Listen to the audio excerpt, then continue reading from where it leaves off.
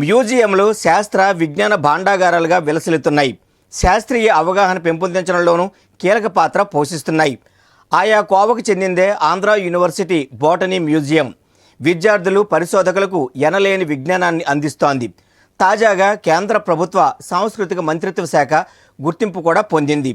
ఈ నేపథ్యంలో బోలెడంతా విజ్ఞానాన్ని అందించే ఈ మ్యూజియం విశేషాలను తెలుసుకుందామా మరి?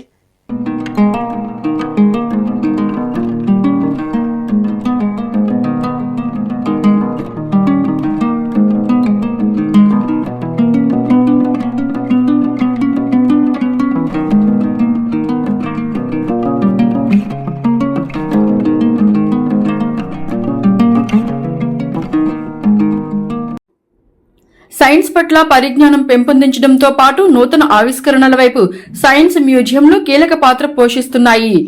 ఓవైపు అబ్బురపరిచే అనేక ప్రయోజనాలు, ఔరా అనిపించే ఆవిష్కరణలు, మరోవైపు జాడీలో రసాయనాల నడుమ భద్రపరిచిన జంతు వృక్ష అవశేషాలు. ఇలా ఒక్కటేమిటి, తరగతి గదులకే పరిమితమైన నేటి తరం విద్యార్థులను ఆకర్షించే శాస్త్ర విజ్ఞానం భాండాగారాలుగా విలసిల్లుతున్నాయి. విద్యార్థులు, సందర్శకులు తమకు తెలియని అనేక విషయాలను మ్యూజియంలలో తెలుసుకుంటూ గొప్ప అనుభూతిని పొందుతారు. ఈ కోవకు చెందిందే ఆంధ్ర యూనివర్సిటీలోని బోటనీ మ్యూజియం. ఇది వేల ఏళ్ల నాటి శిలాజాలు, అరుదైన మొక్కలు, వృక్షాలతో విలసిల్లుతోంది. విద్యార్థుల పరిశోధనలకు ఎనలేని విజ్ఞానాన్ని అందిస్తోంది. అందులోని అడుగు పెట్టగానే కళ్ళు చెదిరిపోయే నమూనాలు ఆకర్షిస్తున్నాయి. రసాయనాల్లో భద్రపరిచిన జంతు వృక్ష అవశేషాలు ఆలోచింపజేస్తున్నాయి. తద్వారా విద్యార్థులు పరిశోధనలకు ఎనలేని విజ్ఞానాన్ని సమకూరుస్తోంది. ఒక్కోసారి ఆచార్యులు క్యూరేటర్లతో కలిసి క్షేత్రస్థాయిలో ఆల్గేలను సేకరించడం తమకు మరుపురాని మధురానుభూతిని కలిగిస్తుందని విద్యార్థులు, పరిశోధకులు సంతోషం వ్యక్తం చేస్తున్నారు. ఇక్కడ మా మ్యూజియం వచ్చేటప్పటికి నేషనల్ రికగ్నైజ్డ్ మ్యూజియం. తర్వాత ఇక్కడ ఉన్నటువంటి డిఫరెంట్ స్పెసిమెన్స్, అబౌట్ 900 స్పెసిమెన్స్ వరకు డిఫరెంట్ గ్రూప్స్కి చెందినటువంటి స్పెసిమెన్స్ అన్నీ కూడా ఇప్పుడు ఓల్డెస్ట్ కలెక్షన్స్ అన్నీ కూడా ఇక్కడ ప్లేస్ చేయడం జరిగింది. వాటన్నిటినీ కూడా మేము మా రీసెర్చ్లో అబ్జర్వ్ చేస్తూ ఉంటాము. తర్వాత ఇప్పుడు ఉన్నటువంటి వాటికి, తర్వాత అలాగే ఓల్డెస్ట్ స్పెసిమెన్స్కి డిఫరెన్స్ ఏమున్నాయో వాటిని కనుగొనడానికి, తర్వాత అలాగే వాటి మధ్య వేరియేషన్స్ అని, తర్వాత మారినటువంటి పర్యావరణ పరిస్థితులను బట్టి చేంజెస్ ఏమి, అలాంటి వాటిని కూడా మేము మా రీసెర్చ్లో స్టడీ చేయడానికి ఇక్కడ ఉన్న స్పెసిమెన్స్ అనేవి చాలా ఉపయోగపడతాయి. సో ఇది మా మ్యూజియం అనమాట. ఇందులోని వేరియస్ జిమ్నోస్పర్మ్స్, ఏంజియోస్పర్మ్స్ అన్ని స్పీషీస్వి ఇందులో ప్రజెంట్ అయి ఉన్నాయి. అంటే ఎక్స్టెంట్, ఎండేంజర్డ్ స్పీషీస్ అన్నీ ఇక్కడ ప్రిజర్వ్ చేసి పెడతారు. సో ఫర్ లాంగ్ ఇయర్స్ వరకు అవి అలా స్టోర్ అయి ఉంటాయి.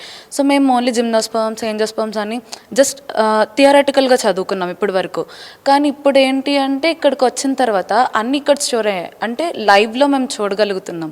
సో మాకు ఇంకా ఎక్కువ దాని మీద నాలెడ్జ్, ఇంకా అది ఎలా ఉంది, దాని స్పీషీస్ ఏంటి, ఎలా ఉంది, వాటి క్యారెక్టర్స్ గురించి మేము ఓన్లీ చదవడమే కాకుండా దాన్ని చూసి దాని గురించి చెప్పగలుగుతున్నాం. ఏయు వృక్షశాస్త్ర మ్యూజియం విశ్వవిద్యాలయానికే తలమానికంగా నిలుస్తోంది. ఇది వేల ఏళ్ల నాటి శిలాజాలు, అరుదైన మొక్కలు, వృక్షాలతో విరాజిల్లుతోంది. ఇటీవల ఈ మ్యూజియంకు భారత ప్రభుత్వం సాంస్కృతిక మంత్రిత్వ శాఖ జాతీయ గుర్తింపునిచ్చింది. 1946లో అప్పటి ఆచార్యులు జె వెంకటేశ్వర్లు ప్రారంభించారు. 1994, 1995లో అప్పటి విభాగాధిపతి ఆచార్య ఎం ఉమా మహేశ్వరరావు, క్యూరేటర్ ఆచార్య ఎం వెంకయ్య ఉన్నతంగా అభివృద్ధి చేశారు.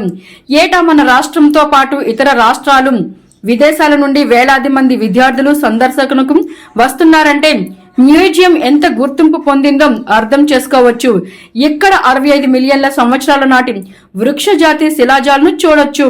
మ్యూజియంలో బ్రయోఫైట్స్, ఆల్గేలు, వేల ఏళ్ల నాటి వృక్షాల శిలాజాలు, స్థానికంగా అంతరించిపోతున్న వృక్ష జాతుల అవశేషాలు ఇక్కడ ఉన్నాయి.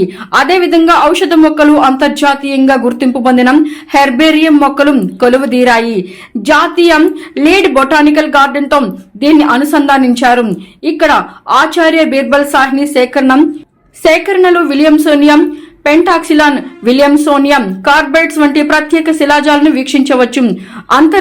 అంతరించిపోయిన ఎన్నో వృక్ష జాతుల నమూనాలను ఈ మ్యూజియంలో భద్రపరిచారు. భూమిపైన లభించే మొక్కలు, వృక్షాలే కాకుండా సముద్రంలోని మొక్కలను సైతం ఇక్కడ చూడవచ్చని బోటనీ విభాగాధిపతి ప్రొఫెసర్ సంధ్యా దీపిక, మాజీ క్యూరేటర్ ఎం వెంకయ్య, ప్రస్తుత curator K Prakash Rao ACT news కి తెలిపారు. I am Professor Sandhya Deepika, Head Department of Botany, Andhra University, Visakhapatnam. My department, one of the oldest department, established in 1946 by Professor M.O.P. Iyengar. తర్వాత ఈ department various eminent researchers encourage చేశారు. తర్వాత చాలా బాగా develop చేశారు. మా department one of the pioneer department in cytogenetics. ఈ museum, herbarium ఇవన్నీ కూడా డిపార్ట్మెంట్ ఎస్టాబ్లిష్ అయిన దగ్గర నుండి కూడా మెయింటైన్ చేస్తున్నారు. మొట్టమొదట ఎంఓపి అయ్యంగారు స్టార్ట్ చేశారు. తర్వాత జె వెంకటేశ్వర్లు గారు, ప్రొఫెసర్ జె వెంకటేశ్వర్లు గారు ఈ ఎస్టాబ్లిష్డ్, ఆయనే స్టార్ట్ చేసి అంతా కూడా బాగా museum, garden and herbarium develop చేశారు. తర్వాత పీరియడ్లో వచ్చిన ప్రొఫెసర్స్ కూడా, ప్రొఫెసర్ ఆర్ఎస్ రావు అనే ఆయన హెర్బేరియాన్ని బాగా డెవలప్ చేసి మ్యూజియాన్ని కూడా కొంతవరకు డెవలప్ చేశారు. 1994లో ప్రొఫెసర్ ఉమామహేశ్వరరావు గారని ఆ ప్రొఫెసర్ గారు బాగా ఆలోచించి చాలా చాకచక్యంగా మ్యూజియం అంతా కూడా బాగా డెవలప్ చేశారు. మ్యూజియంలో almost all more than 800 specimens ఉన్నాయి. రీసెంట్గా అంటే 1 or 2 yearsలో మేము మా ఫ్యాకల్టీ అండ్ స్టూడెంట్స్ అందరం కలిపి బీచ్ నుంచి అండ్ ఫారెస్ట్ నుంచి, బొటానికల్ టూరిస్ట్లో ఫారెస్ట్ నుంచి కలెక్ట్ చేసిన కలెక్షన్స్ ఆల్మోస్ట్ ఆల్ 200 కలెక్షన్స్ అవన్నీ కూడా టేబుల్ మీద డిస్ప్లే చేసాం. రీసెంట్గా మ్యూజియంకి యాడ్ చేసాం అన్నట్టు. Recently we got national recognition for the museum also. And ఈ మ్యూజియంలో ఇంపార్టెంట్ స్పెసిమన్స్ ఏంటంటే మాకు సిలబస్లో ఉన్న algae, fungi, bryophyte, pteridophytes, gymnosperms, angiosperms అన్నీ కూడా కవర్ అయినాయండి, ఇన్క్లూడెడ్ ఫాజిల్స్ కూడా. సో ఎస్పెషల్లీ బీర్బల్ సాహ్నీ గారు కలెక్ట్ చేసిన collections. So professor Birbal Sahni గారు 1946-48 ఆ టైంలో ఇండియాలో నుంచి కొన్ని ఫాజిల్స్ కలెక్ట్ చేశారనమాట అండి.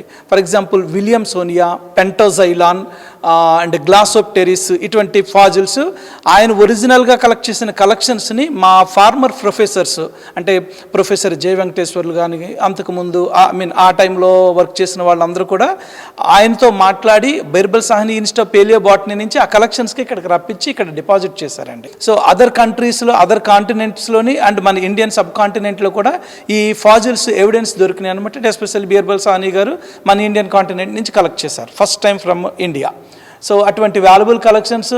అండ్ ఆల్గే విషయానికి వచ్చేసరికి ప్రొఫెసర్ ఉమామహేశ్వరరావు గారు విశాఖపట్నం సీ కోస్ట్ నుంచి ఒక ఆల్గే కలెక్ట్ చేసి దానికి ఒక కొత్త పేరు కూడా పెట్టారనమాట, లైగోరా విశాఖపట్నమెన్సిస్. అటువంటి కలెక్షన్స్ కూడా మా దగ్గర ఉన్నాయి. రీసెంట్గా మేము కలెక్ట్ చేసిన న్యూ స్పీసీస్ కూడా మేము మ్యూజియం అండ్ హెర్బేరియంలో కూడా డిపాజిట్ చేసాం అనమాట.